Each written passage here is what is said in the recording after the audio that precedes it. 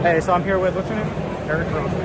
Eric Conley. So, like, what's your business and why is it so important? We build, we're what you call a full stack warehouse execution system. So warehouse execution systems are typically software. What we do is we make the software and the hardware the full stack to completely automate warehouses. So from receiving to picking to shipping out, even delivery, all of it can be done in one system, which is our system.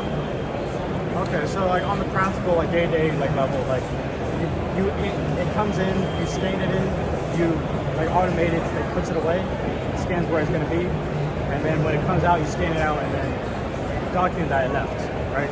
Yeah, I mean, there's a lot of different kinds of warehouses. So if they're receiving in pallets, we can receive it into one of our systems that then stores it in a high-density environment, brings it down when it needs to be picked or something like that.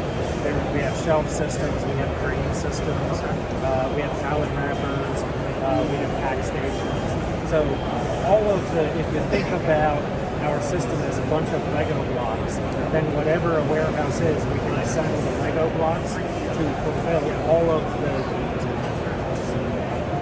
Okay. So, like, who's your biggest competitor and why are you better than they are? So there's not, I don't see that there's a competitor that's doing just what we have. This is the early stages of the industry. So what you see is a lot of point solutions, a robot that does a function. And then there's system integrators who then piece together these things and create a sort of Frankenstein warehouse. So that's kind of what our competitor is. But there are companies that make warehouse execution software, but they don't make the hardware, and so the integration is not very deep. And then you have companies that are making robots, but they don't really make the execution system.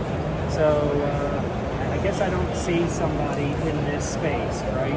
You know, my analogy would be in the beginning of the computer industry, you had people who made motherboards, and people who made hard drives, and people who made cases, and consumers or somebody would put that all together. Now, and so in the beginning of the industry, there was a lot of companies that did that because that was okay. Now you just want to buy a Macintosh and you just want to use that thing. So we're sort of at the front of that. Our competitors tend to be these robot companies, and the customer either has to figure out how to put it together or a system integrator does, and it becomes very expensive and the throughput is not very good. Okay, so what's some safety features that this device has? So